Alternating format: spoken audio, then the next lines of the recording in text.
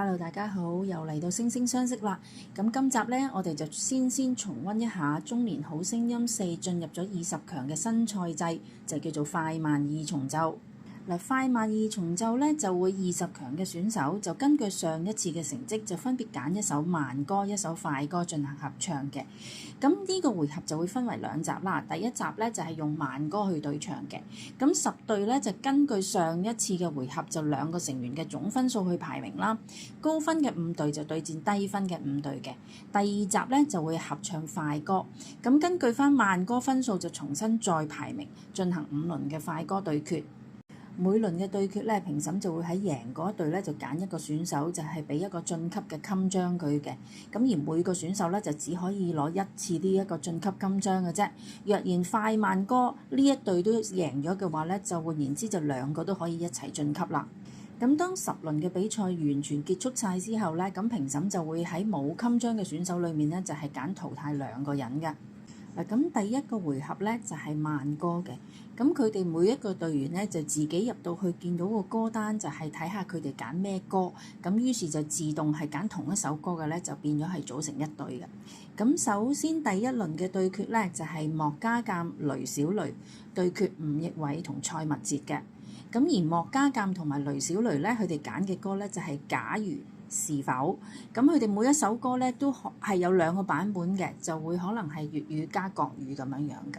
咁而莫家淦同雷小雷呢一個版本咧，佢哋係攞咗82分，而跟住吳奕偉同埋蔡密哲咧，佢哋就唱執迷不悔嘅，咁佢哋就攞咗92分，咁所以咧就係吳奕偉同埋蔡密哲呢一隊贏咗嘅，而嗰個晉級襟章咧就係蔡密哲攞到嘅。跟住到第2輪對決啦，咁呢一 pair 咧就係許雲妮同科亞高巴對決游淑晴同埋卓遊燕嘅。咁而許雲妮同科亞高巴咧就唱祝福驛動的心，咁佢哋就攞到係89分嘅。而游淑晴同卓遊燕呢，就唱一切隨風愛你1萬年嘅，咁就攞咗91分。而晉級勳章呢，就係游淑晴攞到㗎。第3輪對決咧就係到鄭仲豪、戴毅對決呢個范子睿同尹景純嘅。咁鄭仲豪同戴毅咧唱嘅歌就係珍重，説聲珍重，咁攞嘅分數就係86分。而范子睿、尹景純唱嘅歌就係大成小事，小成大事，攞嘅分數就係88分，咁2分險勝。咁而攞呢個晉級襟章咧就係尹景純嘅。到第4輪對決啦，咁就係鄭嘉星、許美琪對決陳旭培同埋可嵐嘅。咁鄭嘉星、許美琪就係唱天若有情、追夢人，攞嘅分數都好高喎，90分。咁而陳旭培同可嵐就係唱一生何求同埋惦記這一些嘅，咁佢哋嘅分數就係85分。換言之就係鄭嘉星同許美琪贏啦。咁而攞呢個晉級襟章呢，就係許美琪嘅。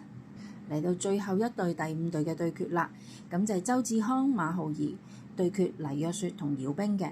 咁周志康、馬浩兒呢，佢哋唱嘅歌就係命硬，他整晚在寫信，攞嘅分數呢89分。咁而姚兵同埋黎若雪唱嘅歌呢，就係我是不是你最痛愛的人，留給這世上我最愛的人，攞嘅分數就係86分嘅。換言之就係周志康同埋馬浩兒贏咗，咁而周志康呢，就攞到呢個晉級勳章嘅。嗱，咁慢歌呢一 part 咧就已經唱完啦，亦都有結果出咗啦。咁有幾個咧就已經係攞咗晉級嘅襟章就穩陣啦。咁而有幾個咧就係譬如已經係輸咗嗰一隊，咁個分數偏低，亦都攞唔到呢一個晉級襟章嘅。咁變咗咧就要睇下快歌下一個回合佢哋會唔會爭翻啲分數，有機會贏個分數高啲。另外同一時間如果爭取到嗰個晉級襟章，咁就可以避過淘汰嗰一啦。咁咧，因為而家就只係進行咗個慢歌呢一個第1個回合啦，咁仲要睇埋快歌第2個回合咧，先至總結到，譬如邊一啲係真係冇攞到呢一個晉級個襟章，而有機會被淘汰嘅。咁不過因為我上一次針對慢歌咧，我都同佢哋做咗個塔羅啦，咁呢一次咧我就會係同佢哋快歌再做一個塔羅嘅。咁所以我個分析咧係會同一時間去睇翻上一次佢哋慢歌個塔羅同佢個成績，同埋跟住預告一下下一次佢哋快歌個塔羅嗰個預測又會點。咁2個嘅預測加埋一齊去睇下佢哋究竟會被淘汰嘅風險有幾大嘅。咁首先就係講翻上次第一 pair 出現嘅咧，就係阿莫家淦同埋雷小雷啦。咁其實上次咧，莫家淦咧佢就係抽到女祭司啦，雷小雷就係抽到聖杯一啦。咁當時我都講啦，其實阿莫家淦咧佢越嚟越穩定，佢似乎就經歷咗好似一路路累積落嚟嗰個比賽，成個好似越戰越勇，亦都係更加趨成熟去穩定穩打穩紮嘅。咁而啱啱呢一次咧就我冇記錯係好似係張佳添講嘅，就都話即係如果今次呢一個合唱嚟講咧，阿莫家淦嗰個表現咧係比阿雷小雷係更加穩定性高啲嘅。咁而阿雷小雷其實根本佢之前最初比賽嘅時候咧，佢都係一個比較有實力唱得真係都唔差幾好嘅喎，只不過就好似最近啲2次3次，似乎就好似跌咗鑊咁咯。咁所以上次佢一抽到個聖杯一咧，其實我覺得佢唱歌唔係冇感情嘅，佢亦都有相對地嘅實力嘅。只不過如果嚟到而家20強嘅時候，佢仲係揸緊一個聖杯一，就變咗可能對比一啲可能揸緊啲大牌或者已經去到啲牌係8、9即係比較已經係去到後期啲成熟啲嘅咧，佢可能佢仲係咁初步嘅，就會被可能會被比下去，就會有危險啲啦。咁所以變咗佢哋今次佢唱慢歌嘅時候，佢哋嘅分數確實係偏低嘅，就似乎好似咁多隊嚟講咧，係啦，佢哋82分就係最低嘅一 pair。咁所以如果咁樣睇咧，其實即係佢哋都會比較高危少少啦。如果純粹睇慢歌咁而今次到快歌呢一 part 咧，咁就我幫佢哋抽咗嘅塔羅牌咧。莫家淦咧就係正義牌，咁而雷小雷咧就係魔術師嘅。咁如果睇翻呢2張牌咧，就正面好多喎。有機會佢哋今次唱快歌咧，就嚟一個可能好突破，係你估佢唔到嘅效果都唔定嘅嚇。點解咁講咧？就係首先如果譬如你話正義牌出現喺莫家淦嚟講咧，咁我覺得。第一個感覺我就會覺得佢一路頭先我都講啦，佢攞嗰個女祭司睇到佢背後其實好豐盛佢亦都係攞個平衡好好無論佢女祭司又好或者甚至乎佢今次正義牌都係有晒個天秤，亦都有晒坐定定喺度好穩打穩紮亦都變咗兩個嗰個景象2張牌，我都覺得佢好穩陣。咁所以變咗，我覺得其實佢應該除非今次佢哋呢個快歌嘅合唱嗰個分數都係好低，唔可以拉翻佢上次慢歌嗰個感覺上翻去。即係若然佢哋今次快歌都係偏低嘅一隊咧，咁就會危險啲。但係如果譬如就咁單獨我睇呢一個快歌，我又覺得佢哋今次嘅表現應該都唔差嘅。起碼我覺得莫家淦佢2次嚟講咧，都好穩定。絕對係 show 到佢嗰個做到佢要做嘅嘢先，係啦，亦都攞到好平衡到佢要表達嘅嘢，佢應該要做嘅嘢嘅。咁至於雷小雷就係上一次我頭先講啦，佢個聖杯一係略嫌喺而家20強嚟講咧，就變咗係冇乜優勢嘅。咁但係如果去到快歌，佢突然間出現一個魔術師咧。咁因為魔術師嚟講，佢會係有塔羅牌嘅4大元素，佢都喺晒度。上面仲有個無限。咁其實某程度上，即係其實佢嘅發揮空間係可以好大嘅。好，咁跟住到第2 pair 啦，就係吳奕偉同埋蔡蜜哲啦。咁上一次咧就係抽咗吳奕偉咧就係呢個寶劍7，咁而蔡蜜哲咧就係寶劍皇后嘅。咁當時咧就知道佢係唱執迷不悔啦，咁我就已經講啦，佢哋呢一個咁樣嘅2個都係寶劍嗰個情況，啱啱寶劍7同埋寶劍皇后係好配合佢哋執迷不悔嗰首歌去演繹嗰個內裏嘅意思，佢哋點樣去表達各樣嘢，再加上佢哋本身嗰個舞台經驗佢哋唱歌有佢哋嘅演繹嘅一套有佢哋嘅實力咁所以變咗再加上佢哋啱啱抽到呢一個牌，配合佢哋嗰首歌嘅表達咧，應該係會事半功倍嘅。咁所以上一次就係評審應該就係周國峰，就話佢哋嗰個態度，表達呢首歌嘅態度係做得非常之好嘅。咁其實佢講呢一樣嘢就切切合合我所講，佢哋係啱啱就係寶劍七同寶劍皇后去套翻落呢一首歌，去演繹翻嗰個歌詞嗰個情況出嚟咯嚇。咁跟住到今次啦，好特別就係吳亦偉抽咗魔鬼。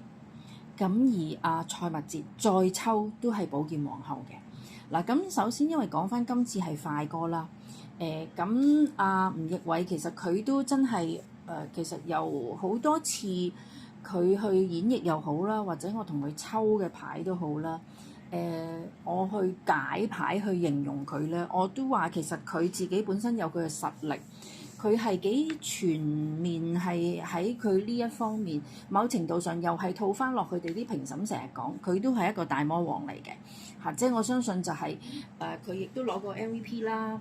咁喺呢一個中四裏面，我相信好多個都可能最好唔好對到佢嗰隻咁樣噶啦嚇。咁即係變咗，即係好似對住佢就好似打定輸數，因為佢啲分數好似似乎都普遍都好似都過9字頭。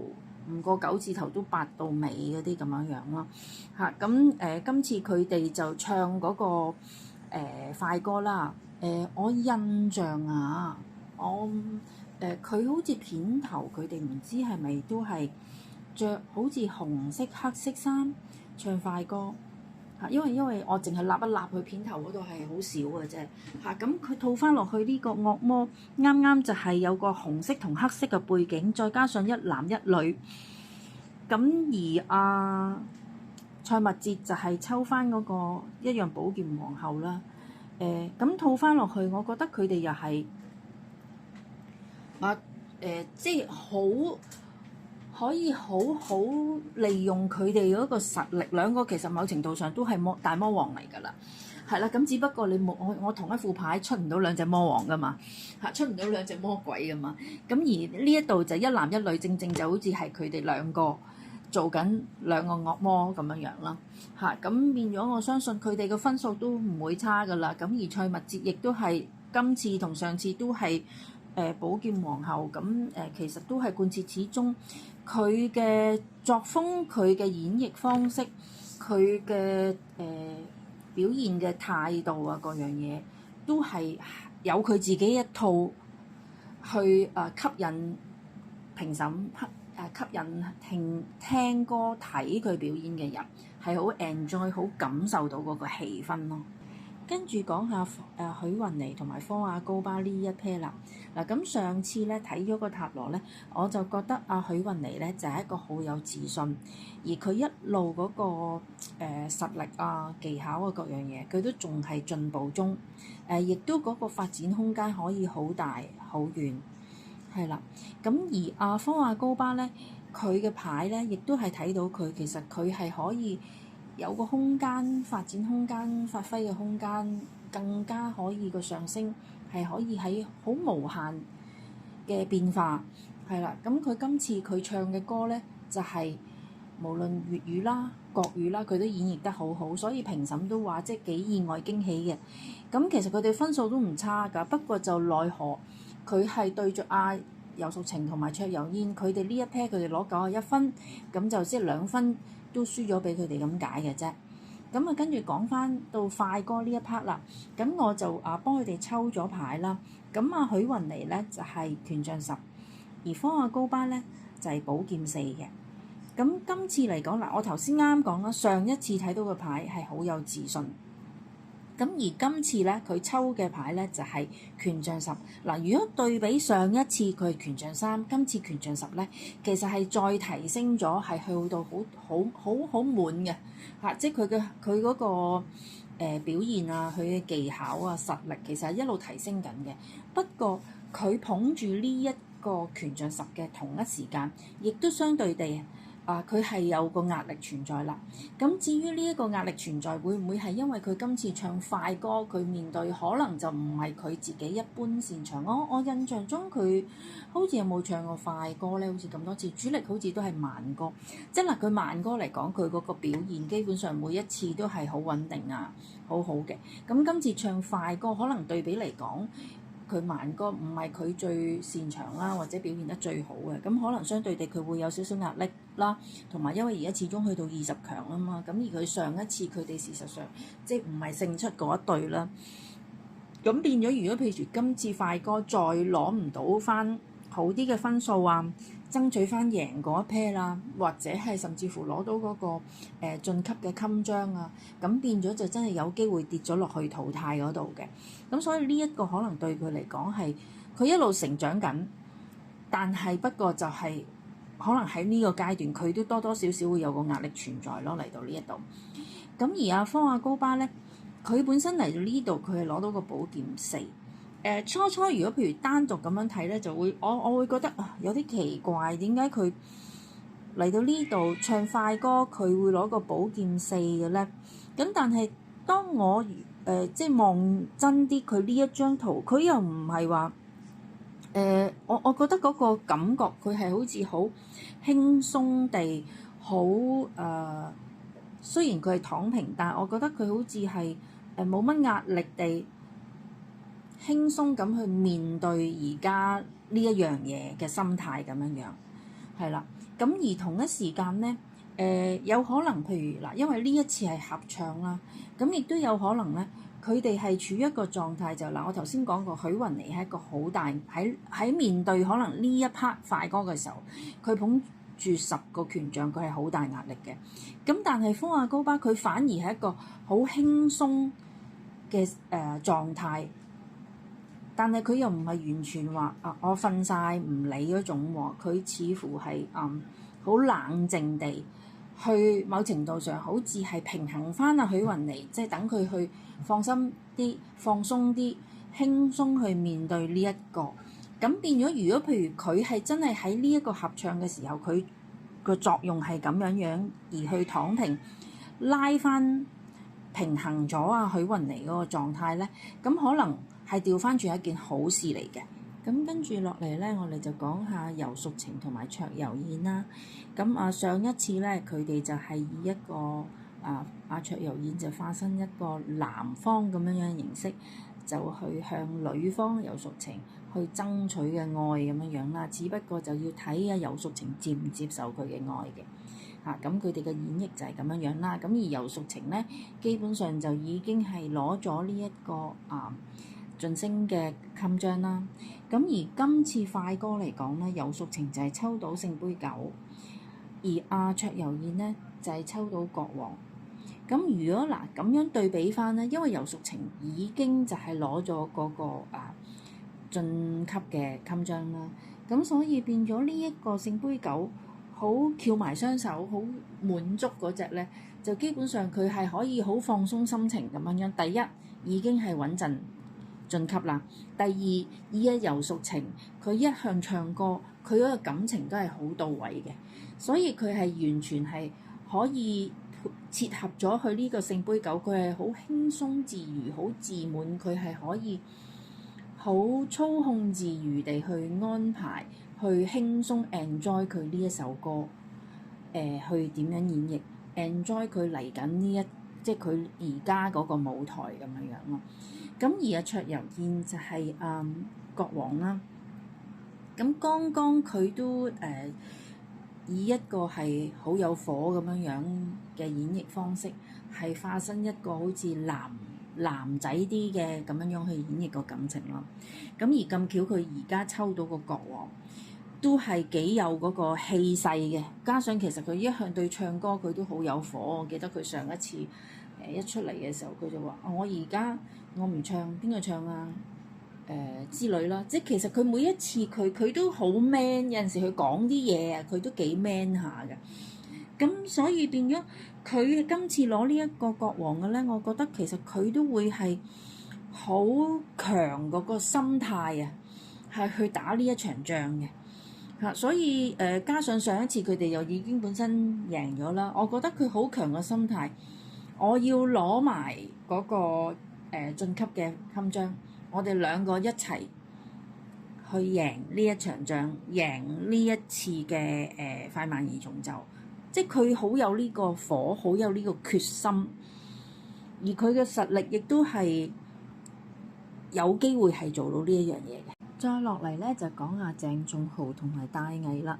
嗱，咁上一次咧特別咧，佢哋兩個我都撥咗入去高矮嗰度嘅，因為佢哋攞嘅牌咧都係似乎唔係咁理想啦。咁而事實上佢哋上次攞嘅分數咧亦都唔高，亦都係輸咗嘅，似乎就個表現係未去到佢哋最佳嘅狀態，亦都有些少失準啦。咁而今次快歌嚟講咧就好少少嗱，鄭仲豪抽到魔鬼，咁而戴毅就係抽到皇后嗱。咁本身兩張牌咧，頭先我都講啦，譬如好似吳奕偉都抽到魔鬼，咁同樣地嗱，鄭仲豪佢抽到魔鬼咧，我覺得佢都係又係跌咗落去嗰個情況，就係同大魔王一樣嘅嗱，因為佢本身係鑊友。佢反而每一次咧，佢唱慢歌咧，似乎啲分數都係一般般。佢係真係要唱翻啲 rock 啲啊，係行翻佢嗰條路，即係佢似乎佢嗰個歌路啊，或者都真係要喺翻佢嗰個範圍以內先至係可以有出到個水準。係啦，當佢一出咗佢嗰個框框咧，就似乎就啲分數就會跌啦。咁今次咁抽到魔鬼呢一個咧，咁我覺得佢會出翻佢嗰種 rock 嘅味道，應該就個水準會出翻嚟嘅。咁但係奈何今次係合唱歌，咁就要好睇佢嘅 partner 戴毅啦。嗱，如果獨立睇皇后係一張唔錯嘅牌嚟嘅，不過今次唱快歌，咁我就會感覺死火啦。皇后你係比較溫柔，即係佢唔係冇能力，佢唔係冇熱情冇火，只不過呢一個皇后嗰個感覺咧，就似乎比較溫柔溫軟一啲。咁佢拍着今次鄭仲豪佢要演繹一個大魔王，可能又嗌又 walk 嘅時候，究竟戴毅配唔配合得到佢兩個嘅合唱，能唔能夠有個默契，或者出到嗰個真係兩個啲聲啊，嗰個配合啊，究竟係可以 blend 得到一齊啊，定係可能唔夠火，反而被比下去咧？咁如果譬如被比下去嘅時候，第一佢哋嘅分數會唔會可能拉低咗咧？第二，就算係鄭仲豪，可能今次佢嗰個表現好翻啲，可能佢未必要淘汰，但係戴毅嚟講，因為上次佢嗰個都已經有少少失準啦。咁如果佢今次嗰個表現都唔好嘅話咧，咁戴毅就嗰個被摟嘅機會就會大咗啦。再落嚟就係講下范子睿同埋尹景順呢一 pair 啦。嗱，咁佢哋上次咧我就講過啦，因為佢哋兩個本身咧都係好有自己個人風格嘅。范子睿咧就似乎好忠於佢自己嗰一個諗法，嗰個方向點樣去演繹。咁至於尹景順咧就好自由派，好冒險式，佢又會有另外嘅一套嘅。咁當你兩個咁有自己嘅一套嘅風格嘅時候，當要合唱嘅時候，會唔會大家未必可以好有默契，好配合得到出嚟個效果？究竟好唔好咧？咁事實上，譬如出嚟嘅時候就似乎好壞參半啦，啲評審嘅意見。不過佢哋嘅分數都唔差嘅，咁所以上一次咧佢哋都係屬於贏咗嗰一隊。咁而尹景順咧亦都攞咗呢一個係晉級嗰個襟章嘅。咁嚟到快歌呢一 part 啦，咁究竟佢哋呢一 pair 係點樣咧？似乎就唔係咁樂觀。范子睿佢就抽咗係聖杯8，而尹景順咧佢就係抽咗寶劍1。咁尹景順佢基本上佢就已經係安全㗎啦。咁而呢一張寶劍1咧就睇到基本上佢都係好堅持佢自己嘅立場。佢亦都係好可唔排除可能今次都可能佢都會用佢嘅演繹方式或者佢嘅心態點樣去鋪排嚟緊呢一個快歌嘅成個嗰個演繹啊點樣樣啦嚇。咁只不過就喺范子睿嚟講咧，佢就出現聖杯八，就孭住個背囊背住，似乎要好唔開心咁離開咁樣樣喎。咁一睇呢個牌嘅意象，我就覺得好危危乎咯嚇。咁不過就即係如果譬如你話即係我覺得喺快歌呢一 part 應該范子睿嘅表現應該唔好嘅。但係你話整體嚟講，佢究竟柏爵尹景純佢哋呢一 pair 到時個分數，或者佢哋對另外一隊究竟嗰個分數係幾多？會唔會一樣都會贏到啊？定係點樣而佢過到關呢？即係我如果而家咁樣睇單獨啦，唔睇佢對邊一個啦，佢嘅表現唔係太理想嘅，分數未必會係好高嗰隻嘅。咁但係你都知要好睇，究竟佢到時係對邊一 pair 嘅。若然對方都係弱嘅時候，有可能佢嘅分數未係太高，都有機會贏到嘅。咁因為佢上次尹景純已經攞咗個晉級襟章㗎啦嘛。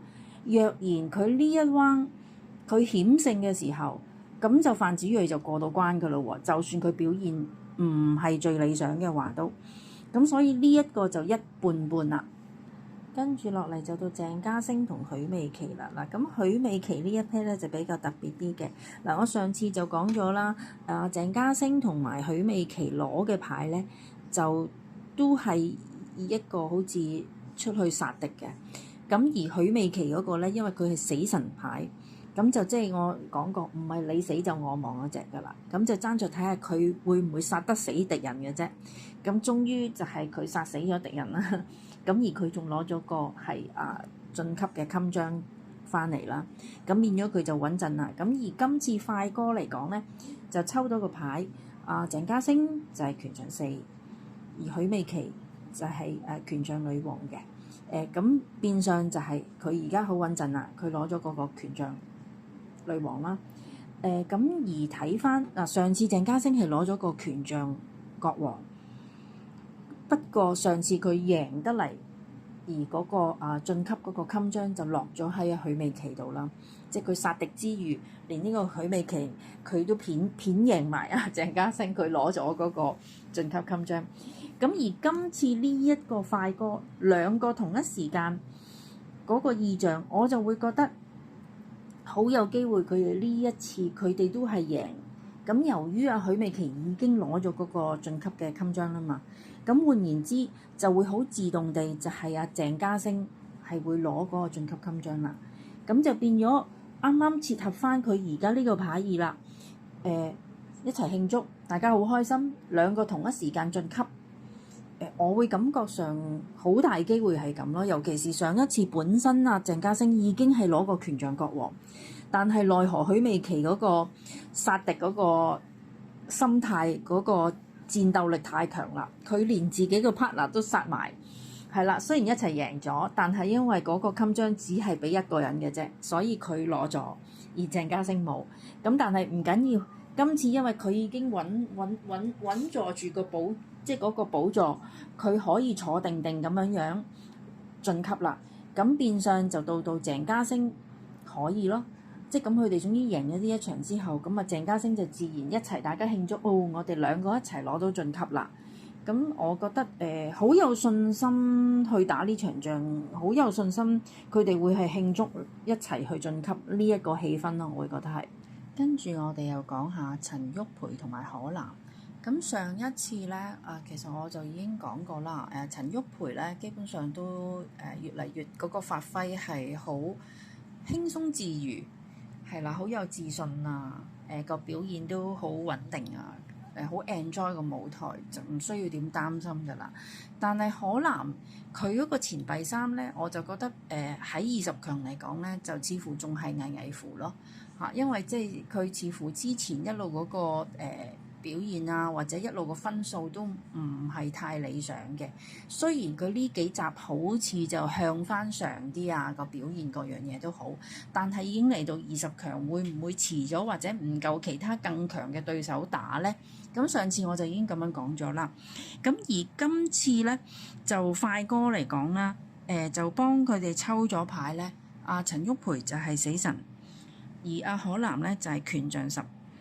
咁而死神嚟講啦，同頭先我都有提過，上一次我幫阿許美琪嘅時候抽過死神嘅。咁我覺得阿陳毓培呢，又係越戰越勇一隻㗎啦，又係唔係你死我亡嗰種嘅心態多啲嘅，即係佢抽到啲叫死神，佢要殺個片甲不留嗰隻咁樣樣嚇。因為尤其是上一次慢歌嚟講呢，嗰個分數唔高。咁變咗，如果佢快歌呢度再唔贏翻一場，或者攞翻個分數再高啲呢，咁變咗都有機會跌落嗰個淘汰嗰個位嘅。咁奈何就係因為佢而家拍着可南嗰個似乎一向又個分數都唔係太高啊，咁變咗某程度上就好似被拖咗落去咁樣樣咯。咁而事實上今次佢可南就係抽咗呢一個權杖10。咁如果再加埋上一次嘅嚟講呢，似乎佢好想自己去到個狀態更加好，最好嘅表現，拎更加多嘅嘢出嚟去表現自己，佢係能夠嘅。但係實際真係得唔得呢？有啲吃力咯。如果我睇到佢呢一個牌嚟講，我會覺得佢好想去做到俾人哋睇，佢係得嘅。但係實際似乎佢係有啲吃力嘅嚇。咁所以變咗會有個，但係佢哋因為今次係合唱啊，所以變咗有個對比係拉上拉落咁樣樣啦。咁我希望就係阿陳毓培會拉翻阿可南上少少，咁就大家都冇事啦。但係若果譬如可南失準嘅時候咧，咁就可能會拉翻個低數，調翻轉就拉咗陳毓培落去咁樣樣嚇。咁不過如果譬如你話佢哋幸好今次如果就算佢哋輸咗咧，就唔係話真係最低分拉扯平均數而成隊摟嗰隻嘅，佢係而喺冇攞嗰個晉級勳章裡面去選擇2個嘅啫。咁所以呢2個被淘汰嘅人咧，可能係喺唔同嘅隊伍，而佢哋覺得冇得留低咁樣樣嘅啫。咁如果咁樣睇咧，我就覺得陳毓培穩陣嘅。但係可能依然都係有個危險，有個風險。輪到講下周志康同馬浩兒啦。咁上一次佢哋嘅牌咧，我就覺得都一致係理想嘅，穩陣嘅。而2個都好有衝勁啦，亦都係喺度好努力咁耕耘，去一路成長進步咁樣樣，所以就穩陣過關嘅。咁而事實上佢哋上一次亦都係贏咗啦。咁周志康就仲攞咗嗰個晉級襟章啦。咁配合翻佢上次真係抽到嗰個權杖騎士，都係好有衝勁，好有慾望去贏呢場仗咁樣樣啦。咁而今次快歌咧，佢就係抽咗隱士，而阿馬浩兒咧就係抽咗權杖8。嗱，咁相對地，因為上一次周志康已經贏咗，其實佢都好穩陣。講得俗啲就坐定粒六，所以佢可以放慢腳步去靜觀其變又好，或者佢自己睇下點樣處之泰然啲。點樣去面對今次譬如快歌啦？亦都另外一個角度咧，就會係佢好似突然間叮一聲醒咗，尤其是佢自從上一次可能有些少判死無大海，因為佢好似去到中間有少少樽頸位係跌咗鑊嘅，跟住佢去到唱直上嗰一下就覺得反正都係啦，要開始嘗試轉變下啦，唔好成日嗰個啦，突然間好似叮咗咁樣樣咧。咁由佢直上去到譬如呢一次嗰個水準翻嚟啦，感覺上企鵝人翻嚟嘅感覺係啦，即係好似開咗竅啊！突然間轉通咗自己，究竟點樣去變通？唔會死咕咕咁樣樣，或者可能棘咗喺個樽頸位咁樣樣啦。咁而馬浩兒咧。佢上一次佢就係錢幣7，好好努力咁樣喺度再希望再進步啦，同自己嘅實力再打穩個根基，甚至乎再提升個空間啦。咁而今次抽到呢一個權杖八咧，亦都佢嘅上升空間又係好快啦，好有嗰個動力，好有嗰個慾望，亦都好快。咁而今次係唱快歌，咁佢抽到權杖八，咁個意象係非常好喎。咁我覺得隨時有機會佢哋呢一 pair 係會贏。咁繼而馬浩兒就係攞埋嗰個晉級個襟章都唔定喎。好，嚟到最後一 pair 黎若雪同姚冰啦，好特別呢一次，真係塔羅牌係好邪。上一次同佢哋抽呢，就係高塔同埋魔術師，而今次快歌同樣地好快，我一洗牌，嘣一聲，同一時間兩張牌跌出嚟，一模一樣。黎若雪係高塔，姚冰係魔術師嘅。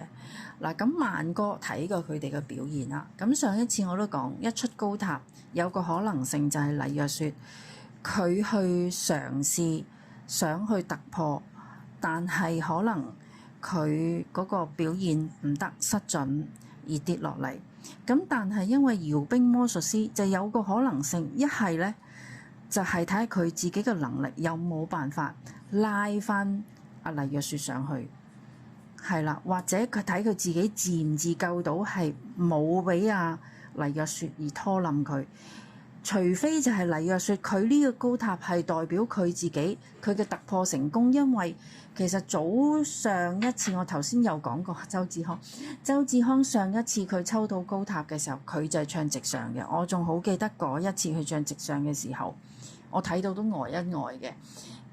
因為我有講過佢係可能會有突破，而佢過到嘅話咧，佢就會即係會係可以攞翻嗰個分數啊，各樣嘢會好好可以穩陣。而當其時佢唱直上嘅時候咧，個背景佢係有啲畫面係行雷嘅，係同高塔個背景係完全係一模一樣嘅。都幾得人驚，幾邪咯嚇。咁所以當黎若雪上一次抽到塔嘅時候，我都好希望佢可能係衝破到，即係譬如佢嘗試去同阿姚冰去合唱嘅時候，會唔會有一啲突破而令到佢反而可以衝破到佢某啲舒適圈，而攞到一個可能更加好嘅分數呢？咁奈何上一次佢嗰個分數就係唔理想嘅，亦都有啲失準嘅。咁所以變咗有少少危險啦。咁而今次同一時間係抽同一樣嘅牌，咁我就會覺得好大機會佢哋發生同一個情況啦。同上一次快歌同慢歌一樣，上次佢慢歌嗰個表現係咁樣不再理想，咁今次可能都係會重蹈覆轍嘅。咁如果咁樣情況呢，黎若雪嗰個危險性係好大，因為佢兩次都高塔，咁佢應該係高危少少咯。咁至於姚冰咧，其實上一次都評審都有話佢因為佢上次嗰首歌嘅時候就睇到佢某一啲位佢嘅缺點喺邊一度啦。咁所以今次尤其是唱快歌，亦都可能就係會睇到阿姚冰某一啲缺點出現啦。咁問題魔術師有陣時有一個好處就係其實佢本身佢都一樣有好多嘢喺手嘅。問題佢自己識唔識得發揮得好唔好？咁因為可惜係因為佢哋而家係合唱啊，所以佢唔係話佢單一個人佢操控自如或者佢掌握得好好就有用。咁呢個唯有就係希望。最起碼希望佢自己唔好失準，唔會因為黎若雪嘅可能不在狀態或者未如理想而影響到佢。咁變咗起碼佢都就算輸得嚟，成隊個分數輸咗，佢自己都唔會跌落去有個被淘汰嘅風險先咯。如果總結翻頭先10隊佢哋本身嗰個塔羅預測啦，即係兩次前後去比較啦，咁我會覺得比較高危啲，可能被淘汰嘅咧就會有黎若雪嘅。咁另外就大危，繼而就係可嵐、雷小雷同范子睿。嗰一隊會贏嘅機會會大啲嘅，咁就係吳奕偉、蔡密哲嗰隊啦。咁如果譬如佢哋贏咗，咁啊換言之，即吳奕偉有機會攞埋嗰個晉級啦。咁另外游淑晴同卓柔燕呢個啦，睇個牌咧，亦都會佢哋呢一隊會贏，而阿卓柔燕又攞埋嗰個晉級啦。咁另外就係阿鄭嘉星同許美琪呢一 pair 啦，咁同樣地亦都係阿鄭嘉星就會攞埋嗰個晉級啦。